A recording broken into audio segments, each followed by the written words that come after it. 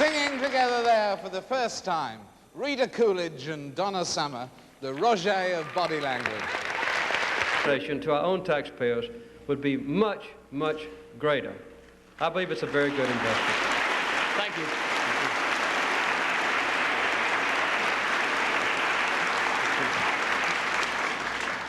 Mr. President, my name is Danny Vineyard, and I'm a senior at Oklahoma State University. I have a lot of questions I'd like to ask you, but what I'd really like to know is whether or not you think it's fair to reinstate the draft and randomly make young males sacrifice for the whole society? Or would you be in favor of increasing salaries so that the military could be remanded on a voluntary basis? As you know, I have the authority at this moment to require registration for the draft.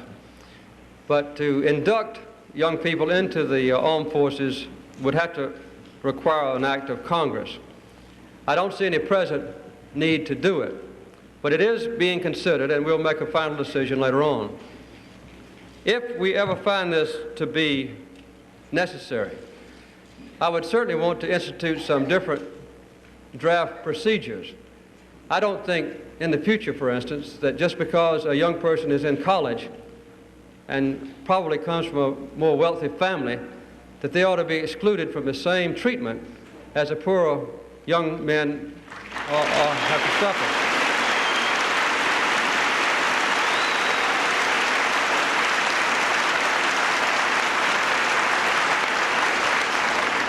We have now provided, with the help of the Congress and my own predecessors in the White House, I think very reasonable salary levels and very high training and good career opportunities for those who volunteer. We are meeting the needs of our armed forces with the present volunteer arrangement. Some of our reserve units are short of volunteers, and I would like to appeal tonight to all those who listen to my voice to consider the armed forces as a career and certainly to volunteer to help with the reserve forces. But at the present time, we don't need to reinstitute the draft. Thank you. Thank you. Mr. President, my name's Jim Fowler, and I feel it's an honor to be here this evening, and I welcome you to Elk City. To reinstitute the draft. Thank you. Thank you. Mr. President, my name's Jim Fowler, and I feel it's an honor to be here this evening, and I welcome you to Elk City. My question is a three-point question, if I may ask one. First, I know that you're a man of religious principles and endeavors, and I've seen much written in the papers and such, and I know that you're attending church tomorrow, but I'd like to hear you state with your own mouth that you are a believer of Jesus Christ and you accept Him as your Lord and Savior. And the second point is, I'd like to know, as leader of this country, how much time that you spend in prayer and study as far as the direction of this country. And the third point, Mr. President, I asked in all due respect, I would like to know by what scriptural basis you and Mrs. Carter support the ERA by Scripture.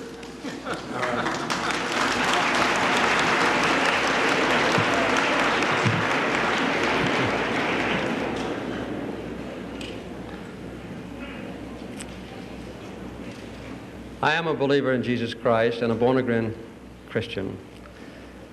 I do worship regularly. I spend a lot of my own time in prayer. Every evening, my wife and I have religious services together, one of the last things we do each day, and we never miss under any circumstances. Since I was going to be gone tonight, we had a worship service before I left the White House today about 3 o'clock. So I do perform my partial duties as a Christian. I still fall far short of what God expects of me. I don't predicate my support of the ERA on scriptural references. I think if one reads different parts of the Bible, you can find a good argument either way. I know that Paul felt very strongly that there ought to be a sharp distinction between men and women's role ought to be minimal. But I have a feeling that Christ meant for all of us to be treated equally. And I know that he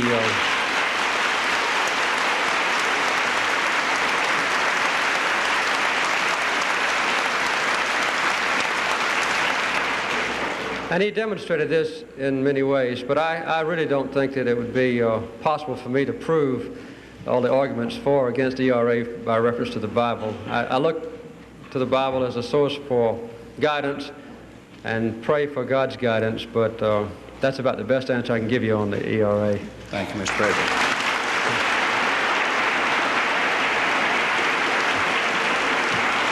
Good evening, Mr. President. Hello. I'm Pat Walker. And since this is an agricultural area to which you have returned, and we are primarily a farming community here, would it be possible for you to meet with our Elk City farmers, not a radical agriculture committee from out of state, but with our hard-working young farmers in this area?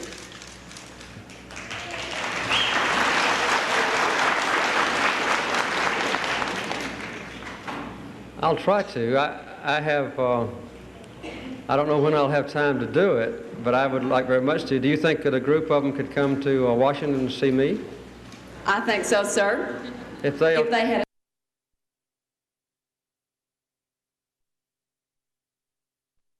I'll have time to do it, but I would like very much to. Do you think that a group of them could come to Washington and see me?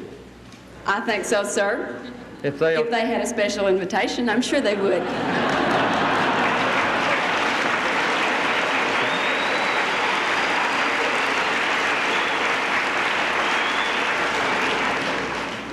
I extend to a group of Elk City young farmers an invitation to come and visit me at the White House. I would be glad to listen to them, and I also would not object at all to their bringing along some of the so-called radical farmers. I have no objection to their expressing their beliefs and their desires.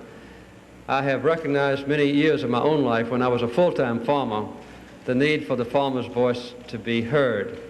And I look forward to having them come, and you can contact me directly at the White House for arranging the time for the visit. Thank you, Mr. President.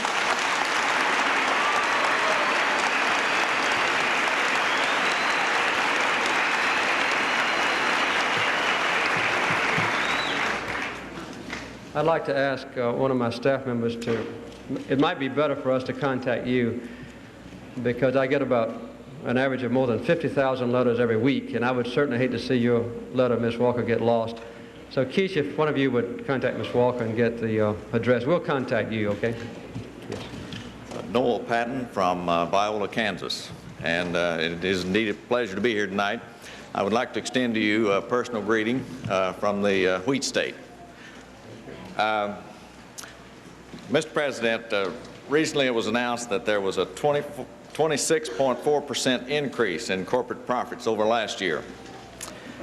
Is the government really going to be able to control business in its fight against inflation? It's hard to say. As you know, the profits fluctuate so wildly from one quarter to another or 1 month to another that it would be a mistake to judge the entire business community's actions on the basis of that one statistic. I think the trend over the last 10 years, I was examining this today as a matter of fact, show that business profits have been well in line with the average income increases of American families. This is a wheat state. Oklahoma is very heavily dependent on energy and on agriculture. Last year, the average net income for farm families in this country went up 30%. And I don't hear many of the farmers who are sitting on the tractors complain about their income going up too rapidly. So I think those statistics that come out, although they are very shocking when one first hears them, have to be taken in the context of the entire nation's economic structure. There's no doubt in my mind that some business firms have cheated on the wage and price guidelines by increasing their prices more than was warranted.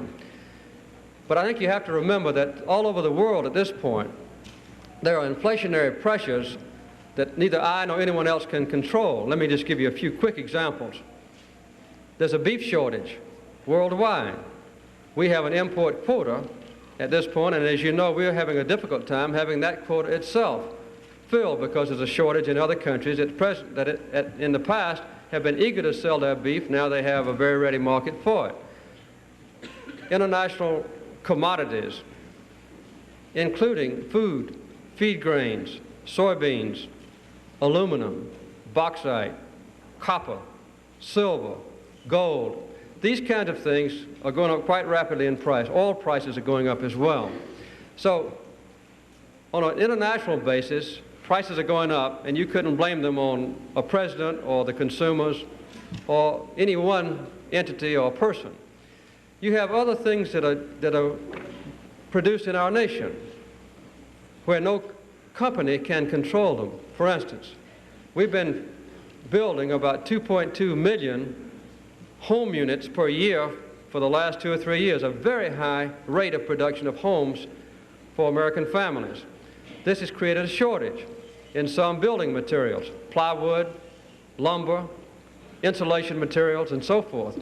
And no one company, obviously, controls the price of timber being sold by landowners, nor the price of lumber products coming from that timber. So a lot of the causes for inflation are almost uncontrollable, and they're because people around the world are getting more affluent. They can buy more beef, they can buy more wheat than they could in the past.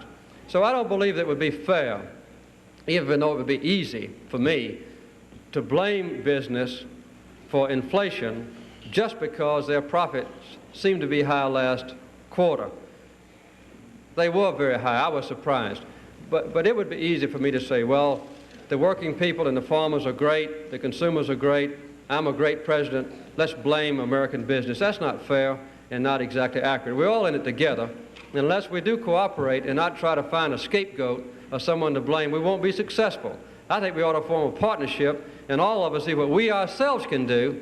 I believe if we work together, we can control inflation in harmony, not by blaming one another. Thank you very much.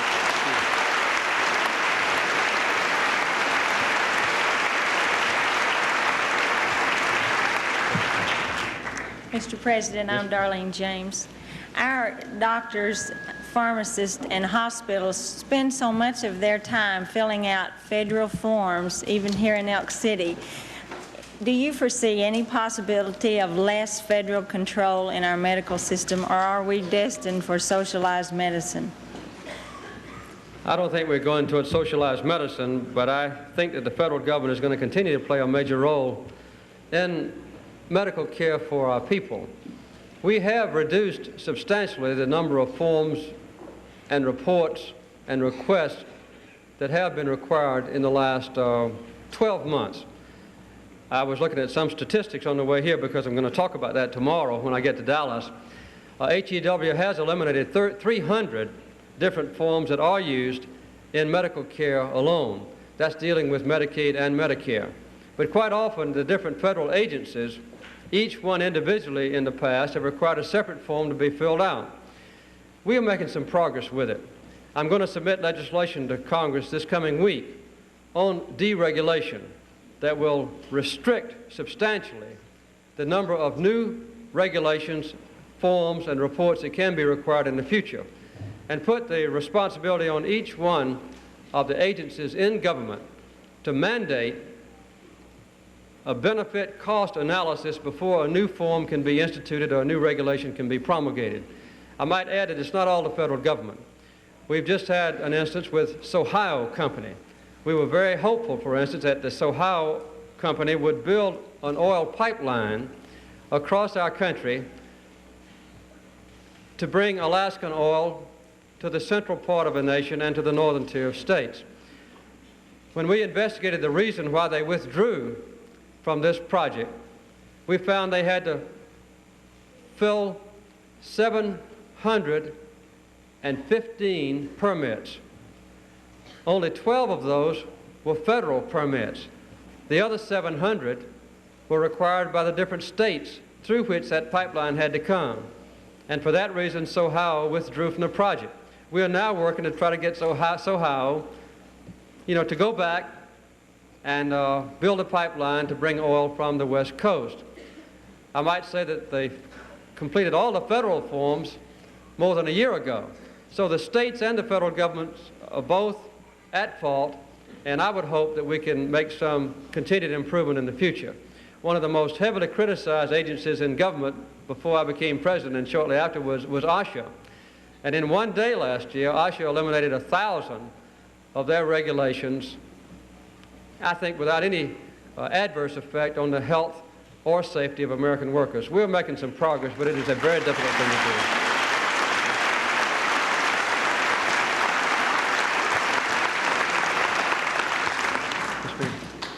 Mr. President, welcome to the short grass country. The cattlemen in this country can now look back on 5 bad years. During those years, their land was mortgaged and debts increased. Now that cattle prices are high enough to reduce some of the loans, do you expect to put controls on cattle prices? As long as I'm in the White House serving as your president, there will never be price controls on beef, and you can depend on it.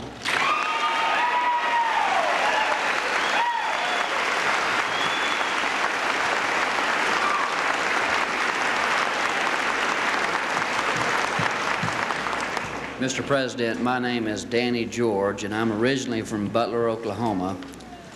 Before I could get out of the house today, my little daughter ran over to me and asked me, Daddy, where are you going tonight? And I said, well, dear, I'm going to see the President of the United States. And she said, oh, goody, can I go and play with Amy? And I told her, I said, no, dear, not tonight, but maybe some other time. My question falls around a picture I saw the other day. And in this picture was Atlas holding the world. And Atlas was a little bit different than usual. He was gray-haired. And in 1975, Mr. President, when you were running for the presidency, your hair seemed to be a little darker.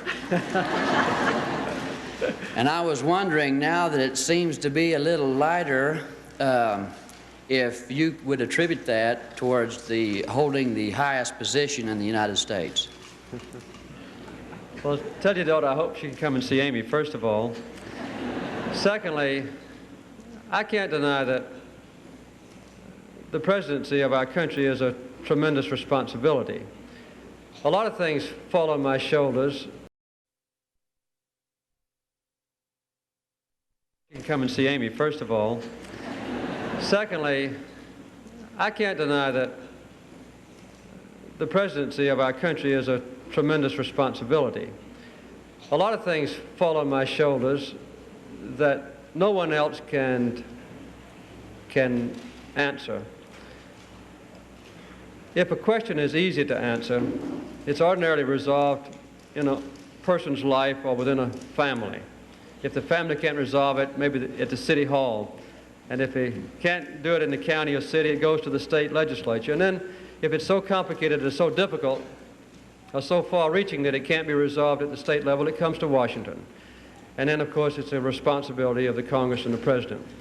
In addition to the legislation that we have to deal with, which is very controversial and quite often there's no way to win, politically speaking, there are responsibilities of international peace, the defense and security of our own country, dealing with foreign nations, trying to raise the banner of human rights, trying to repair some damage that was done to our government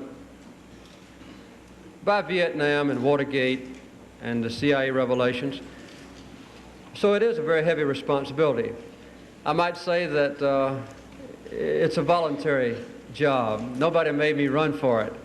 And I enjoy it. I have never yet gotten up in the morning, and I get up quite early, that I haven't looked forward to the day, because I recognize that in spite of the gray hairs that come along with the job, it's one of the most exciting and gratifying jobs on earth, because I represent the greatest country on earth. So, thank you very much, Mr. President.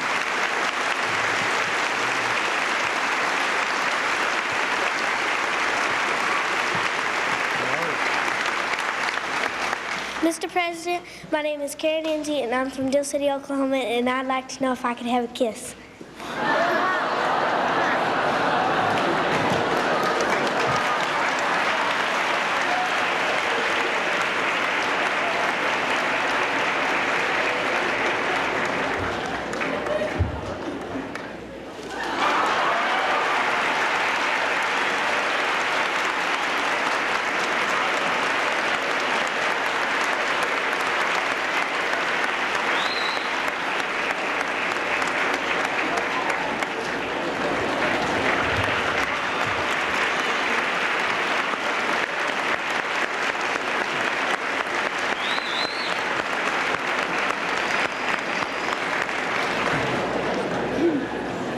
I might say that I don't have any rule against the same question being asked more than once.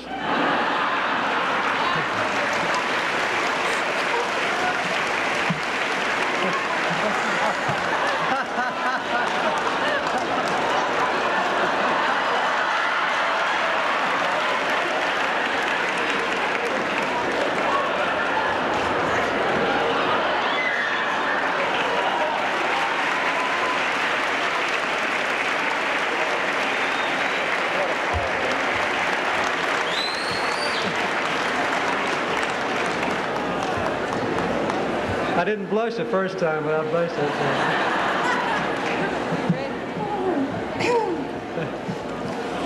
time. Now I have double butterflies. My name is Laureen Michaels, and I'm from Sarah, Oklahoma. And we do welcome you to Elk City, Mr. President.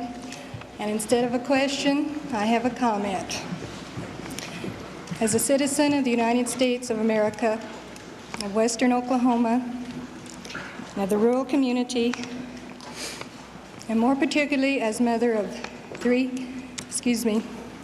teenage sons, I want to express to you my personal prayers and gratitude for your role as peacemaker in the world today.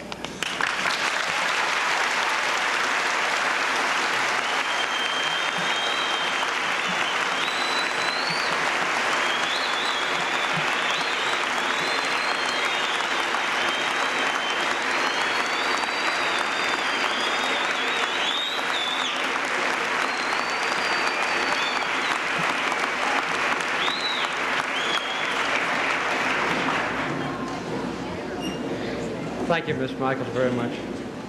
I don't think the program could get any better from here. Thank you so much. Yes.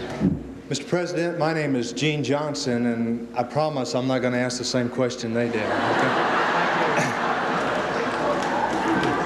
Mr. President, I have a two-pronged question. First of all, I left a wife and 3 kids at home that didn't get to see your motorcade, and I promised them that if I was lucky enough to get to ask you a question, I'd ask you to tell them hello. So that's Steph and Jeff and Kevin and Karina. Well, think of your name, I'll... Right, okay. Steph and Jeff. Right. I tell them hello, thank you. Right, thank you, Mr. President. Mr. President, my main question, you alluded to it a little bit in your opening remarks concerning inflation, which definitely, to the middle income and lower income people, it is the #1 problem.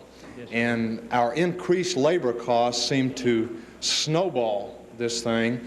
And other than voluntary restraint, what can be done to, in your opinion, to keep these labor demands from being quite so inflationary? Well, I might say that so far, since we promulgated the voluntary guidelines or restraints, labor has complied almost completely with the hundreds of labor settlements throughout the country that take place every week. Some of them are very small groups of working people. Some of them are larger. And the ones that have tried to violate the guidelines so far have been very highly publicized. It's always important for a labor union or a worker who's not a member of a union to take a lower wage increase than the rate of inflation. And I have realized from the very beginning that in order to make the wage and price guidelines work on a voluntary basis, that I would have to do my share as president in the budget and so forth, and also encourage price restraint in order to have a permanent compliance by labor. But I think it's accurate to say, looking at all the statistics, that so far labor has complied. We now face 2 or 3 very large wage negotiation problems. The first will be the Teamsters, the next will be the rubber workers, later on in the fall, the UAW, the United Automobile Workers. I hope that we can demonstrate to these 3 groups that we are sincere enough and determined enough and successful enough in holding down. I hope that we can demonstrate to these 3 groups that we are sincere enough and determined enough and successful enough in holding down the general inflationary trends to make it advisable for them to hold down wage demands. Most wage earners, judging by a Gallup poll recently, said they would rather take a lower wage increase if inflation was being controlled than to take a higher wage increase with uncertain inflation. And I think everyone who thinks about it knows that you cannot start inflation being controlled in just 1 or 2 months. It's got to take 3 or 4 months at least before you can see the first indications of these restraints being felt. I believe that we can be successful, and I believe that we can continue the good cooperation that we've already received from labor if we do our part together. Thank you.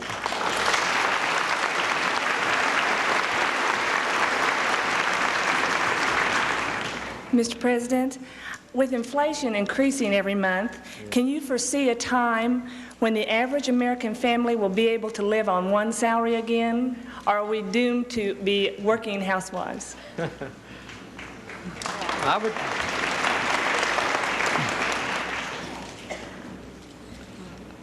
I would guess that the trend for more than one person working in a family would continue. Now, the two people working make a much higher income, much more than twice as much income as a single person working in a family did 10, 15, 20 years ago. We have a much higher standard of living. I remember when I was a boy, for a family to have an automobile made them one of the richest families in the community. And I grew up without electricity or running water in my home. And many things now that are taken for granted even by supposedly poor families would have been considered extremely wealthy, you know, back just when I was a child. So I would guess that because people do want to live a better life, to have more leisure time, to learn more about the world, to do more study, to have more recreation, that they will continue to want to have a higher wage income even than one person can provide. I know many people, I know you do as well, where a husband might make a fairly high income, $50,000 or $100,000 or more, where the wife decides to work because she wants to express herself or because she has some special talent or wants to expand her life beyond the family itself, certainly after the children are grown or able to take care of themselves. So I would guess the trend would continue. It's not all because the families would starve without the wife's help, but I know that in this time of inflation, that two incomes can give a family that standard of living which they want and deserve. I don't think I've answered your question very well but to say that I think it's a permanent fixture on the American scene to have many two double wage earners or even more with children counted in a family. I think that's a time that's come. I think it's going to stay with us. Thank you. I don't see anything wrong with it.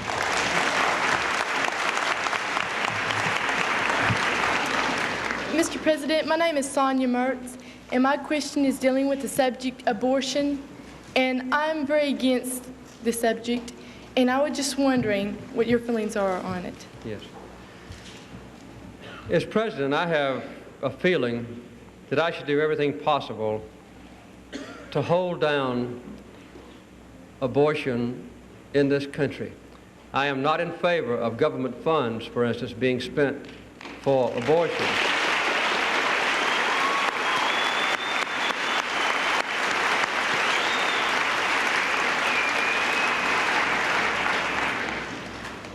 I would like to see a time in our nation come when every child is a wanted child.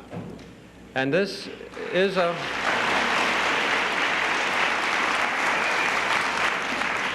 very sensitive issue. It's one that's very divisive. And as I watched the 1978 election returns coming in November, I saw many of the members of the Congress, particularly, who had favored encouragement of abortions lose their seats because of his strong feelings against it. I want to be fair with you, I'm not in favor of a constitutional amendment to prohibit abortions. But I think that within the realm of legislation and the action that can be taken by government and by private organizations and by individual Americans, we should do everything we can to minimize any need for abortions. Thank you.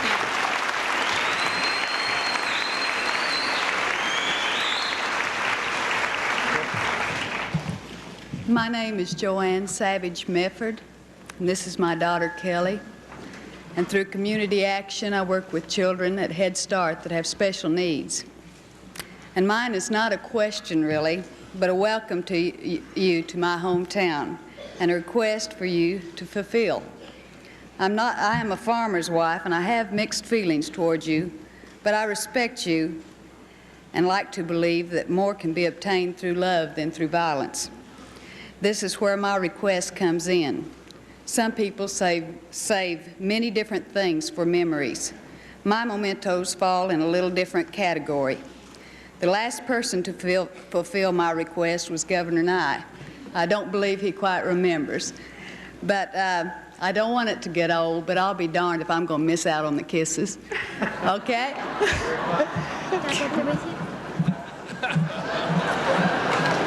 This is my favorite place.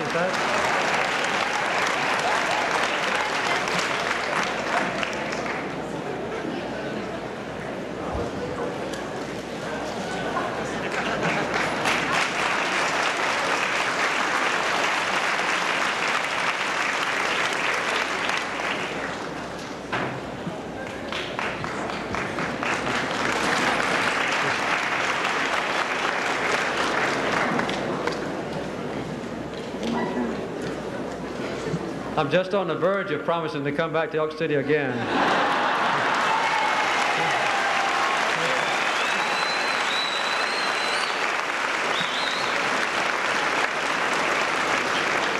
My name is Myra Crawford, and I'm from Lawton, Oklahoma. If I was known all this was going on, I would ask you 2 years ago to kiss me in the back seat of the car when we were riding together. I got to tell you just a bit of trivia. I guess my car I rode with the president before he was president, and then his lovely wife after, and I didn't even ask for a kiss from either one of them. My goodness, what did I miss? Anyway, the one thing I want to ask, and as I asked you the evening I was riding with you, about military substances and Category B. I don't know if a lot of people know what Category B is here. You do, don't you? I'm not sure. Okay, Category B is where people live off the base and they work on base and don't pay taxes. I understand. You understand? Yes, ma'am. You know then. Yes. And this is in dire need. Lawton, Oklahoma will lose $1.6 million for the school system, and we cannot survive if we don't get that money. I wish you would please look at it again before you turn your head against it. That's all I ask. Thank you. Thank you, ma'am.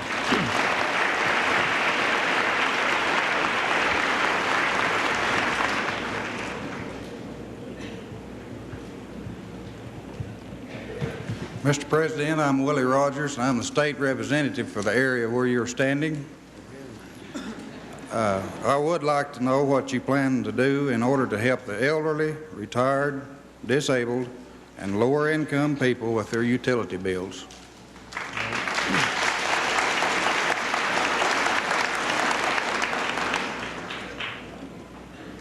Well, as you know, it's very difficult to answer that question successfully, because one of the major component parts of the utility bill charges is the price of energy that goes to generate electricity primarily. We have passed legislation that supplements the ability of a family to insulate homes and to cut down on the waste of heat and electricity.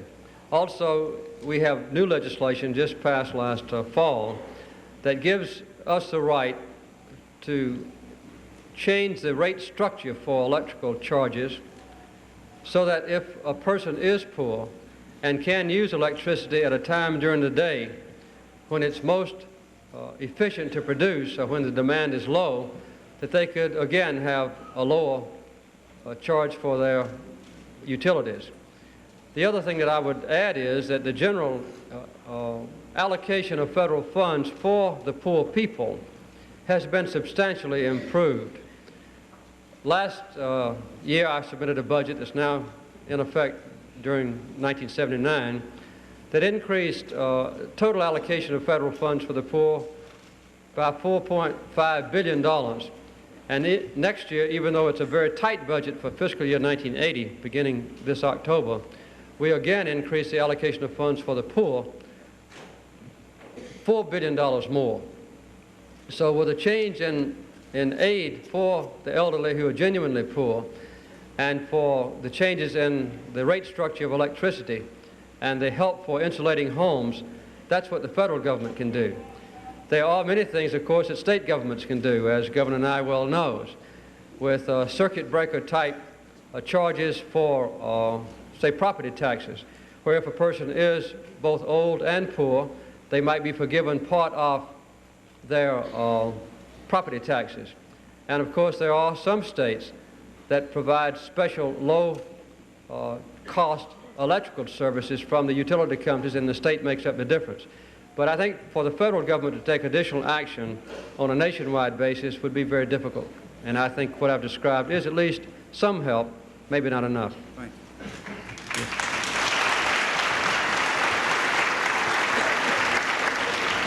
you. Good evening, Mr. President, and welcome to Elk City. And my name is Gloria Wilmoth. And what I'd like to ask you is, why does the government, every time you turn around, take food stamps and welfare away from the elderly to give to the dependent children for the mothers that are able to work, that won't work, when the elderly really do need the money, especially when they're in their 70s and are unable to work? Well, I don't deny that we give help to mothers with dependent children, but I don't think it's accurate to say that we take money away from the elderly in order to do so. We have made a very substantial change in the food stamp laws since I've been in office by not requiring that they pay a certain amount for the food stamps themselves. Quite often, particularly elderly people living on a fixed income, we're not able to raise enough cash money to pay the cash portion of the food stamps themselves. So we have removed that requirement from the law now. I think we are increasing the ability of the elderly to get food stamps in that respect. We've also tried to channel food stamp use more accurately to people who need it most. In the past, it was abused because the original law as it was written let people get food stamps who didn't really need or deserve those stamps. So I think we are focusing in much more accurately now on the people that you described who do really need help in acquiring food. But I don't agree with your premise that we have robbed the elderly in order to benefit another group of poor people. I think we are treating them relatively fairly. And I would also like to have a kiss or a handshake. Okay, fine. That'll be fine.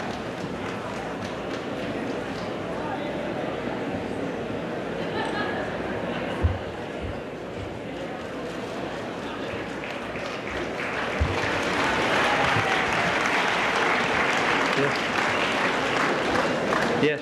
Mr. President, I'm Abby Tillman from Elk City, and I had 3 questions in mind. 2 of them have been touched on, so I'll just forget them. But first of all, my boy said to tell Amy happy birthday. Very good. And, okay, what I wanted to know is, why does the government threaten to stop the federal money that we pay in taxes if the state of Oklahoma raises the speed limit to 65? Because as many or more accidents are caused from faulty vehicles that Oklahoma has the safety inspection law, and there's a bill in the House to cancel it. And I also wondered why the federal government doesn't do something about the safety inspection laws. The safety inspection laws are left up to the states to administer, and the inspection procedure is completely handled by the states, and I think that's the way it ought to be. The federal government in 1973 or 1974, when we had another energy shortage, passed laws through the Congress signed by the President, which I am sworn to carry out on my oath. One provision of that law is that if any state does not comply with the nationwide requirement on the 55-mile-per-hour speed limit, that all transportation funds will be withheld from that state. If any state should change its speed limit from 55 up to 65, those funds will be lost. That's a state option to take. One of the houses in your legislature has already done so, I realize that, but if the other house should change the speed limit upward, and the governor should sign the law and make it effective, one of the houses in your legislature has already done so, I realize that, but if the other house should change the speed limit upward, and the governor should sign the law and make it effective, then I think Oklahoma should realize that under the United States law that I'm required to uphold, those funds will be withheld. I think that the law should be enforced. I think the speed limit of 55 should be maintained. I don't want to mislead you about it. I know you apparently disagree. But if the speed limit is changed, Oklahoma's going to lose the money. I hope they don't change the law. Do we really save that much in energy? I think it saves a considerable amount in energy, and I also think it saves a considerable number of lives to have the 55-mile-per-hour speed limit. That's my own opinion. Thank you.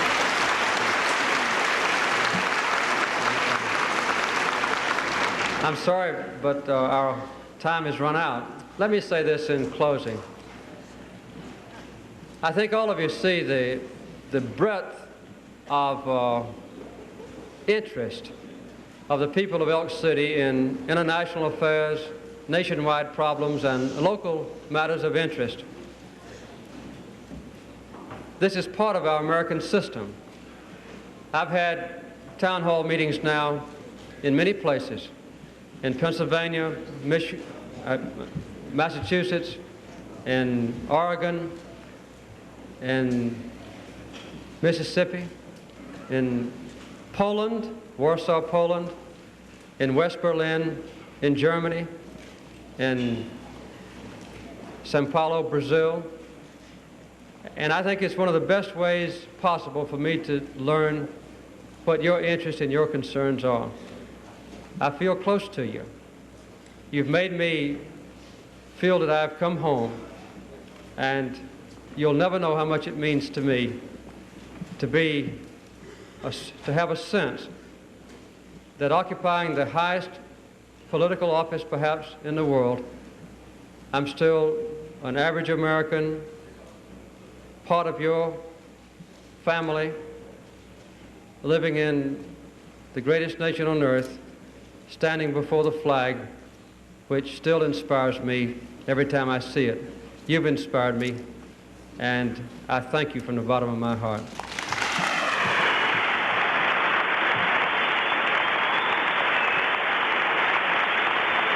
President Carter is speaking to a crowd of over 1,100 at the Elk City town meeting. There were some surprises, a mixture of serious questions and answers, lighthearted comments, standing ovations, and even several kisses. And now some handshakes along the way.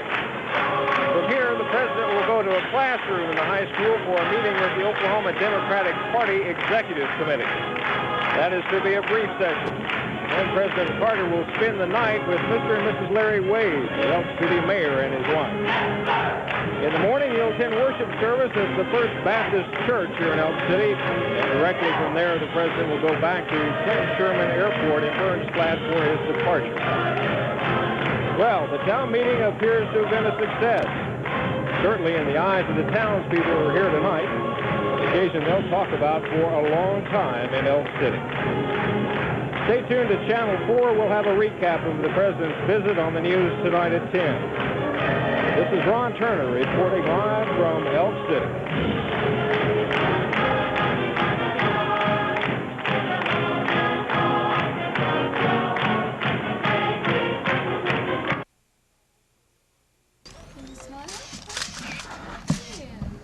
How many people lived in Elk City before Elizabeth was born? Right, it's grown since you've been here. It was, but when you were here, growth. I'll bet they like having you over. Hey, you want to get better? Huh? What now? She likes to stand up. Yeah. Wow. Oh, try that cookie.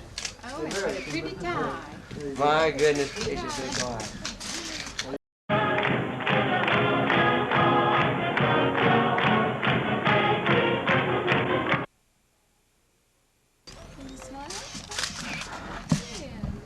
How many people lived in Elk City before Elizabeth was born?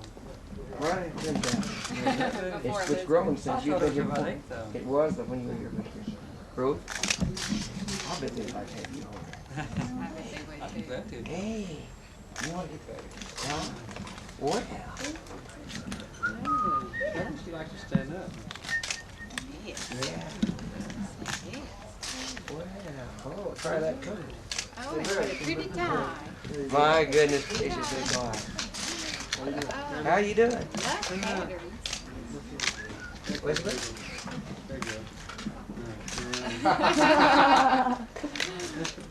Try a watch, Mr. President. That nearly always works. Oh, yeah. Okay, lights. That tie is Lights. pretty, ties are pretty much a favorite thing. Don't just say anything you want. Well, I'll look at it. Let me do that one.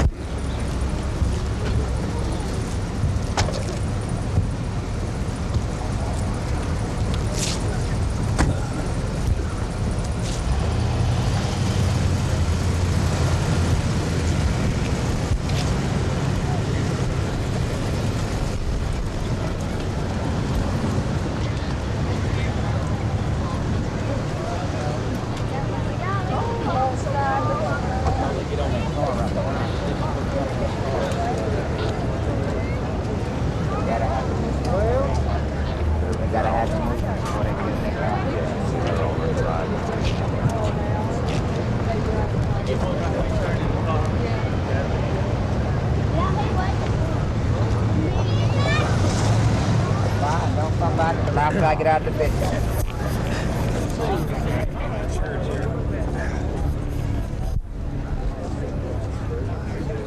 Let's get the minute.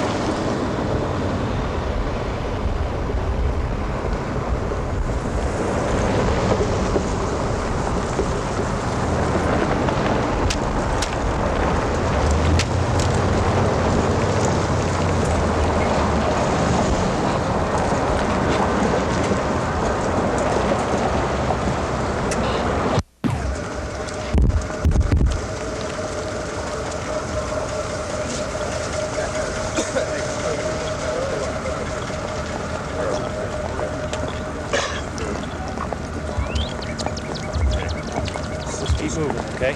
Yeah.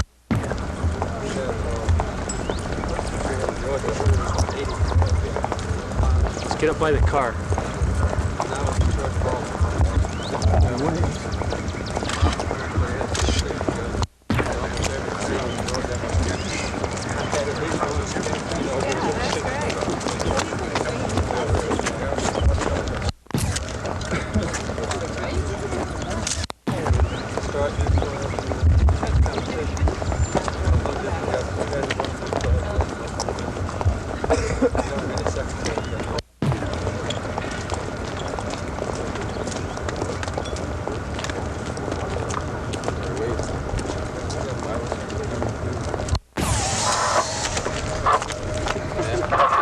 Can you say, Mother?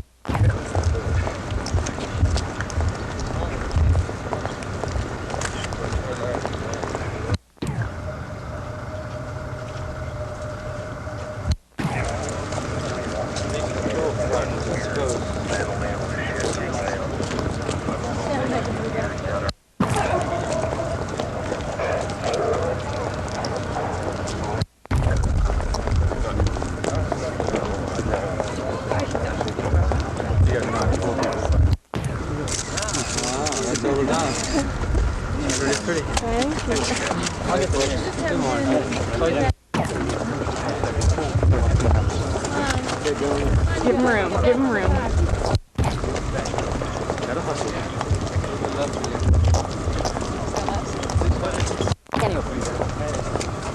Just a pool. Just a pool. Just a pool, sir.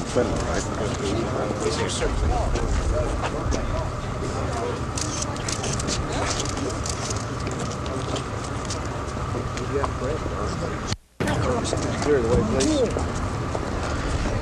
Don't touch, just ask. Could you go ahead and clear the way, please?